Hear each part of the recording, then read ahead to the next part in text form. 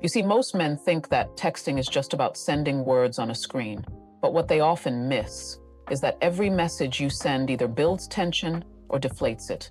And this is where the power of playful mystery comes in. If you want to stand out in a woman's mind, you must stop trying to be instantly understood. Instead, you should become intriguingly unreadable, at least a little. Let's be honest. Predictability kills attraction. When your texts are too clear, too fast, or too safe, they leave nothing for her mind to play with. And the feminine mind loves to play. It loves storylines. It loves to decode, to analyze subtext. She wants to wonder what you meant. She wants to feel something shift in her when she reads your message. Not because you said something dramatic, but because the energy behind your words created a ripple. Think about it. The male tendency is to go straight to the point. What are you doing later? How was your day? I miss you. There's nothing wrong with these lines, but they don't spark emotion. They just pass information. Now imagine instead of asking, how was your day? You say, something tells me you conquered the world today, didn't you? It's playful. It's confident. And most importantly, it leaves room for her imagination. Psychologically, mystery works because it activates the brain's reward system. Dopamine is triggered not by getting what we want, but by anticipating it. That's why slot machines are addictive, and that's why some people obsess over someone they can't quite figure out.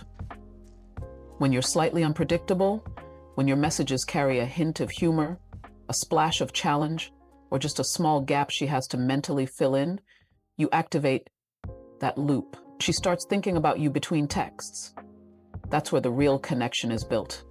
Not in the message, but in the mental space you occupy. Now, mystery doesn't mean being cold or cryptic for no reason. It's not about playing games. It's about depth. It's about offering a version of yourself that invites curiosity instead of laying everything bare. You don't need to explain every detail. You don't need to respond the second she messages you. What you need is to trust that giving less upfront creates more desire down the line. Philosophically, humans are drawn to the unknown because it represents possibility. And attraction, in its purest form, is the hunger for possibility. A woman doesn't fall for a man because he tells her exactly who he is in one text exchange. She falls when he suggests who he might be, then lets her discover it piece by piece. That discovery process is where emotional attachment is formed. So how do you apply this practically? First, edit your text before you send them. Ask, is this predictable? Or does it make her smile and wonder just a little? Use metaphors, use playful exaggeration, use callbacks to past conversations, and when appropriate, tease her in a way that shows you're not trying to impress her, but simply enjoying the interaction. Remember, it's not about manipulation, it's about mastery. You're learning how to communicate in a way that resonates with how women are wired emotionally and psychologically. When you become the man whose messages feel like little mental adventures, you become unforgettable. Because in the end, it's not mystery for mystery's sake. It's about evoking emotion. And emotion, not logic, is what women respond to most. Leave her wondering. Let her smile at her phone, reread your message, and think to herself, what did he mean by that? That's when you know you're no longer just texting. You're creating tension. And tension is the spark that leads to everything else. Here's something that most men don't realize until it's too late. Women don't respond to facts. They respond to feelings. You can send the most articulate, well-structured message in the world, but if it doesn't make her feel something, it won't stick. Emotional energy is the real currency of texting. It's not about the words you use, it's about the emotional tone behind them. Men tend to approach texting like solving a problem. Let me be clear, let me be direct, let me explain. But women, especially in romantic contexts, aren't looking for a problem solver. They're looking for resonance. They want to feel like you get them, even when they don't make perfect sense. Emotional attunement matters more than linguistic precision. It's not about accuracy, it's about vibe. So what does this mean in practice? It means that if she's telling you about a tough day, she doesn't want a list of solutions. She wants to feel seen. She wants to feel safe expressing her emotion. And that starts with how you receive her text, not how you fix her world. If she says, "Oh, my boss was on my case all day," don't say, "You should stand up for yourself." That's logical. That's masculine, but it's not emotionally connecting. Instead say, "That sucks. I swear your boss wakes up thinking, how do I ruin her vibe today?" It's empathetic. It's playful. And it validates her feeling, not just her words. This is key. Women bond through shared emotion. And if your texts are emotionally flat, you might feel like you're communicating, but she'll feel like something's missing. You could be texting every day and still feel distant. That's the danger of mistaking activity for intimacy. Emotionally rich texting doesn't mean being dramatic or sappy. It means being present in the conversation. Mirror her energy. If she's excited, match her excitement. If she's quiet, don't bombard her with hype. Tune into her state, not just her statements. And when you do that, she feels connected to you without needing to analyze why. Now, this goes deeper than just technique. Philosophically, emotion is what gives meaning to experience. We remember things not because they happened, but because of how they felt. The same is true in romantic communication. If your texts are emotionally charged, even subtly, she'll remember them long after the words fade. She won't recall the exact message, but she'll remember how she felt when she read it. The beauty of emotional connection is that it doesn't require effort. It requires presence.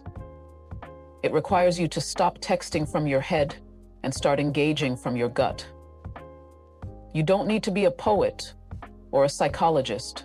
You just need to care enough to tune in, to listen with more than just your eyes, to speak with more than just your thumbs. So yes, timing matters. Yes, being mysterious helps.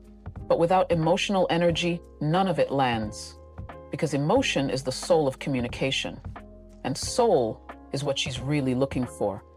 Never forget, when a woman says, "I just like talking to him," what she really means is, "I feel good when I talk to him." That feeling, that's your power. Lead with that, and she'll never forget how you made her feel. Let's talk about something that's often overlooked in texting: timing. Most men focus so much on what to say, they forget that when you say it can completely shift how it's received. Timing isn't just a logistical detail, it's a psychological lever. It's subtle, it's powerful, and it makes the difference between being intriguing and being forgettable. Now, let me be clear, I'm not talking about playing games or being intentionally unresponsive to manipulate someone. That's not what this is about.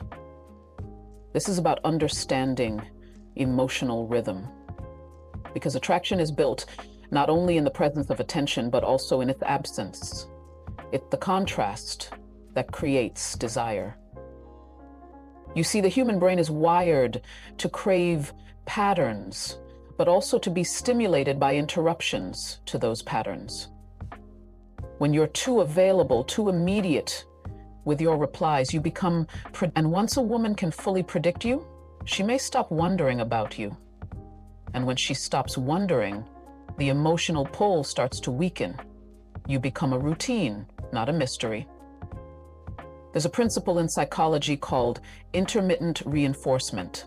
It's the same thing that keeps people glued to slot machines or addicted to social media. When responses, likes, wins, replies come at irregular intervals, they feel more rewarding. Not because they're better, but because they're less predictable. This isn't just theory, it's behavioral science. If every time she messages you, she gets an instant reply, she stops appreciating it. But if sometimes there's a pause, a delay, or a shift in rhythm, it actually heightens her emotional engagement. Now here's the key. Those pauses only work if the quality of your interaction is already strong. If you're boring or emotionally flat, a delay won't build tension, it will just feel like disinterest. But if your texts already create emotion, if you've already laid the groundwork with playfulness, depth, and vibe, then timing becomes the amplifier. The silence between your messages starts to feel charged, not empty. Philosophically, space is what allows meaning to emerge. Think of music. It's not just the notes that create the feeling, it's the space between the notes. In relationships, that space is just as critical. A bit of distance, a bit of unpredictability allows feelings to rise to the surface. It gives the other person room to miss you, to think about you, to desire the next interaction. Constant communication can become emotional noise, but well-placed silence, that's what creates signal.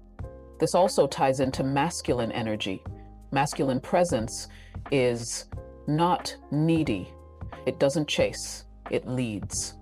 And leading sometimes means being still, being quiet, allowing space to speak louder than words.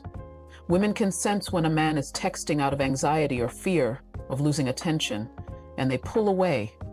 But when your timing shows calm confidence, when it says, "I enjoy our connection, but I'm not afraid to pause," she feels the security in that. She doesn't interpret the silence as disinterest. She feels it as strength. And of course, this all must be balanced. Don't fall into the trap of over-calculating your replies like it's chess. The goal isn't manipulation, it's awareness. You're not trying to trick her. You're showing that you're a man in control of his own rhythm, that you're not a slave to urgency, that your attention is intentional, not reactive. So if you want to be the man she thinks about when she puts her phone down, remember this. Sometimes it's not your words that draw her in, it's your silence. Let's bring this all together with the one trait that underpins every texting secret we've talked about so far: confidence. Without it, mystery feels like avoidance. Emotional connection feels like overcompensation. Timing feels like, but with confidence, everything you say or don't say has weight, has presence, has power. Now, most men confuse confidence with bravado. They think it's about showing off, being overly assertive, or sending a flurry of messages just to keep her attention. But true confidence is quieter than that.